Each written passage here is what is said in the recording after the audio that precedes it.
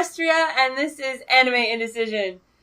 I'm watching Symphogear AXZ Powers, Episode 5, Risk Your Life on a Fictional Battlefield. Because nothing says dramatic tension like telling me in advance that the fight's gonna be fictional. First off, Chris Malagvardeath informed me that the mystery guy ordering every run around is Tsubasa's grandpa, further cementing the fact that I have lost all memories of GX. Like, seriously, did something so horrible happen in GX that I had to just repress it? Or do I have a phostrobe that eats my memories every time I use it, and the first time I used it, it ate my memory of having a phostrobe? Making these videos is making me feel very stupid. But thank you very much for continuing to inform me and remind me of things I've forgotten in the comments. It's really helpful. Also, this whole problem would have been avoided if I remembered people's full names, because Tsubasa's name is Kazunari Tsubasa, but, nope, I didn't. The girls are fine after the atom bomb. Thanks, Alex. The show doesn't even have the courtesy to give someone a token broken arm or something. You'd think after getting nuked, and especially the Neapolitan group using their gear without Linker, they'd be in worse shape. But, pretty much immediately, it feels like people are training and running around. To me, they're really ruining this run out of Linker plotline. It's been a pretty major part of this season so far, and it should be really cool. But they keep doing things that lessen the impact, that make it feel like less of a big deal. Even without the explosion, I think Maria and them should have been hospitalized by the use of without Linker. Like, show us that their sync rates are bad. Show us that it hurts because their body and their gear is like tearing each other apart as they try and force themselves to use it. Give it some kind of impact. And then, yeah, as I mentioned above, the title shows up talking about fictional battlefield. And in fact, there's 2 fictional battlefields in this episode. And maybe I'm harping too much on the title, but that doesn't make me feel, like, hype or excited for the episode. And it's made even funnier by the fact that they try and pass it off as one of those, like, oh my gosh, they're fighting, why are they fighting, what happened? Oh, it's just a training simulation? Like, how do you try and pull off that trick when you've called the episode Fictional Battlefield? I feel like that makes me sound really negative, but I did like this episode more than last episode. It still wasn't great, and nothing as hilariously epic as Adam blowing his load happens, but I felt like we were kind of addressing the plot, we were bringing up all the threads in case you'd forgotten something, watching it weekly, and I felt that they were trying to advance the plot, even if it was all kind of over-explained and didn't advance all that much. As I thought last time, the Philosopher's Stone in their phosphorobes does tear specifically the Ignite module off of the Symphogear girls. So now the girls can't use their big fancy power-ups from the last season anymore. Elf9 muses that the backfire from the fight is probably equal to the backfire of a swan song. And you remember when swan song used to mean something? It used to kill people. People used to be bleeding from, like, every hole in their face. This is the whole episode to me. It's just, like, give me impact. If you say that it sucks, make it obvious that it sucks. If you say that it hurts, make it obvious that it hurts. If you say that someone is wounded, make them look wounded. And I did complain that it feels like they recover instantly, but I actually think it's more of there was a time skip and it wasn't really shown to us in any way. Because this time skip wasn't shown very obviously to be a time skip, it does look like the Neapolitan girls recovered in like one day, and it takes me longer than that to recover from an international flight. But we revealed that Adam did accomplish something with his nuke. He seems to have destroyed the Valverde documents and the lab that was trying to process them, and make Tsubasa's grandpa really mad. I complained about Tiki last time, but Tiki nuzzling Adam was kind of cute. And the alchemists, I was a little more interested in their scene this time around. I laughed a little bit. Pilati was complaining that for all his show, Adam didn't even kill anyone. And Adam was kind of like, well, all I wanted to do was make it memorable, and you guys can handle fighting the Symphogears, it's fine. And did Song have a danger room in GX that I just forgot about? I'm going to assume they did, because if I sit here and say, where did they get all this holographic technology from? And they had it before, people are going to point it out in the comments. I don't remember it, but apparently me not remembering it means nothing. Oh, we got to see Karika's transformation, and I have a soft spot for Scythes. Also, I really like her song. There's a line that my translation had as goofball from hell. Indeed. The reason the girls are training in their danger room is they're trying to force their sync rates to improve so that they won't need Linker. To me, the most important part of this scene is that one of the noise that they're fighting looks like a giant banana with legs. And this scene also leads to a scene that I really like, with all of our Symphogear girls discussing, their life as Symphogear users.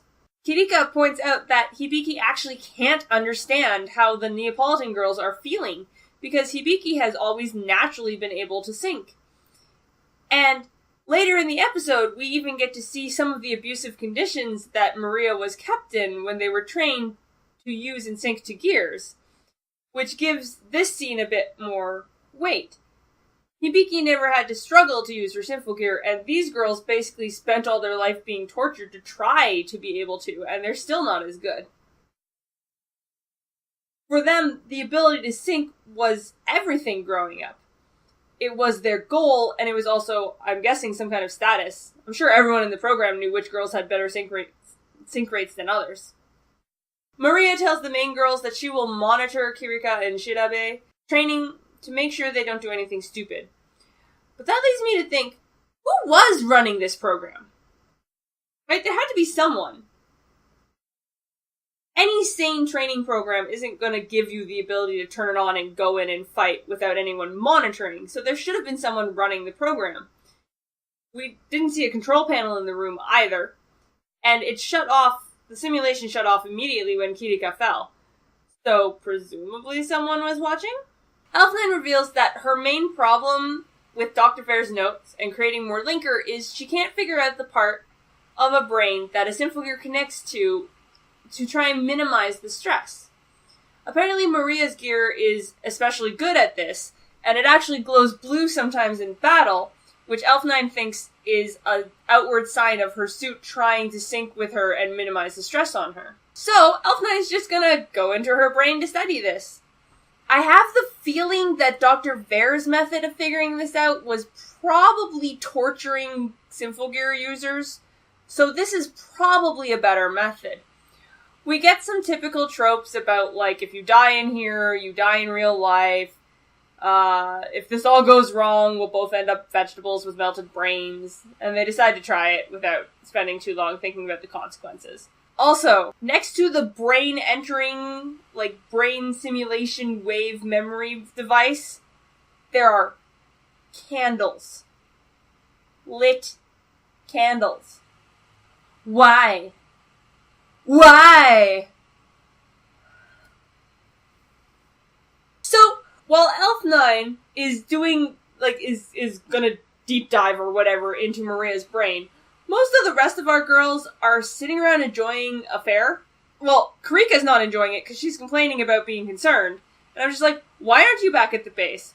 How much time happened between the scene where Elf9 was saying that she needed to go into Maria's brain and this scene of them getting ready to do the experiment? Because the show had nothing in the middle.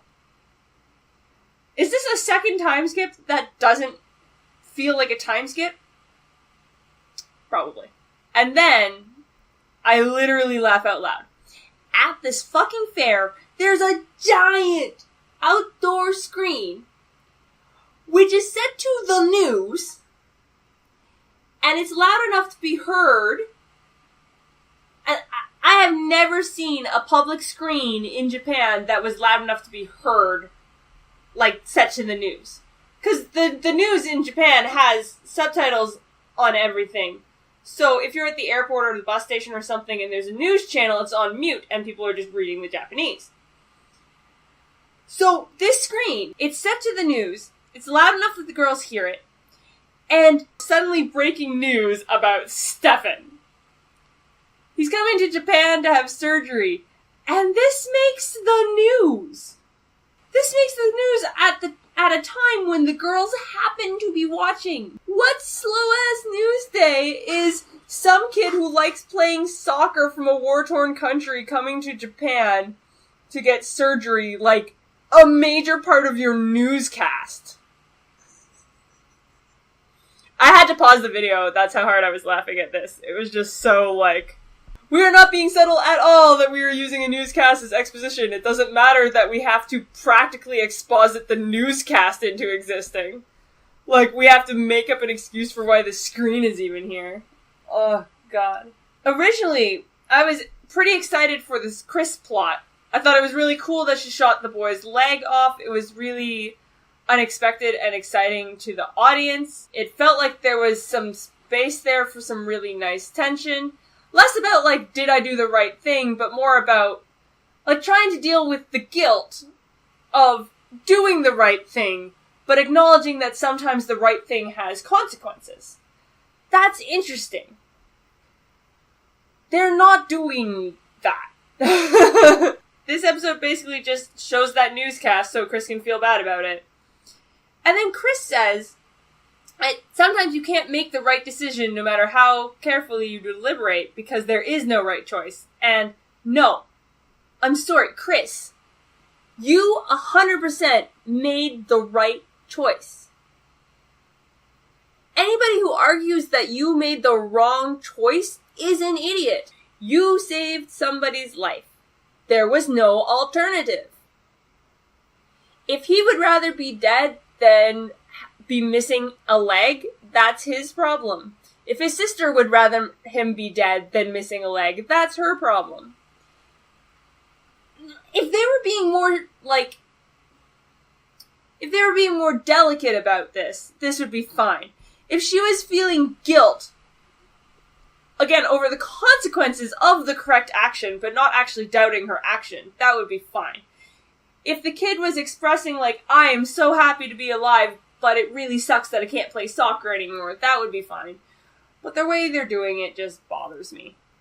So we go back to Elf 9 in Maria's memories, and she gets to spy on Mom and their training methods before some noise start chasing Elf 9. And then Maria, not a memory of Maria, but I guess what passes for her current conscious self inside this memory dive, starts fighting them. At first, I felt like there wasn't much of a transition, but on my second watching, I noticed that the noise attacked right after a scene of little Maria watching her little sister with the Nephilim. And then, after Maria's watching her little sister, they actually cut back to the real life and show a brief shot of Maria wincing. So, I guess that's somehow what triggered this noise attack. Again, in the brain, like, in the memory simulation, not real life noise. And they also keep cutting to this monitor to show that one of them has taken damage. I'm forced to assume it's Elf9 because Maria's in armor, so it doesn't feel like she'd have taken damage. But the only thing we've seen happen to Elf9 was that she tripped. Did she really do, like, severe damage to herself in tripping? Or are they just totally failing to show us any kind of hazard, but hoping that flashing a danger screen at us will, like, give us tension? Again, for what, the third time this episode, I can't help but feel like showing someone injured would have helped this scene. That's right. My main complaint about this episode is not enough injured girls. I'm a horrible person. I just want to feel like things matter. There were episodes in previous seasons where Tsubasa, like, ended up in the hospital for an episode or two, so it felt like what she did mattered. Now people die, they get resurrected, they lose an arm, they grow it back. Anyway, Maria and Elf9 get away from the noise temporarily, but then they get sucked into this, like, netherworld. Song's noticing the damage report and is considering ending the experiment, but then they get distracted by a giant Hydra-looking noise appearing in Tokyo Bay.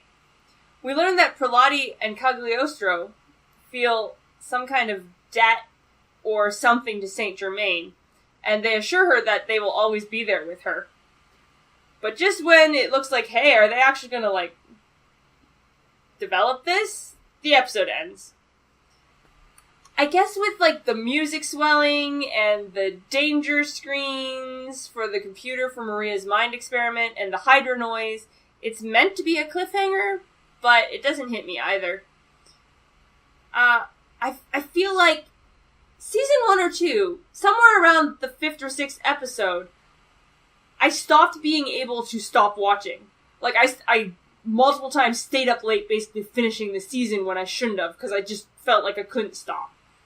And none of the episodes in this season have given me that feeling yet. But here's hoping that next episode things will really hit into gear and it'll be that crazy roller coaster ride I expect till the end of the season. Good thing for that friggin' giant stage showing nothing but news so the girls can see footage of the Hydra even as they're being called in. See you next time. Bye-bye. If you enjoyed this, please leave a like. If you want to make sure you don't miss the next episode, you can subscribe or you can follow me twitter.com/Orestria.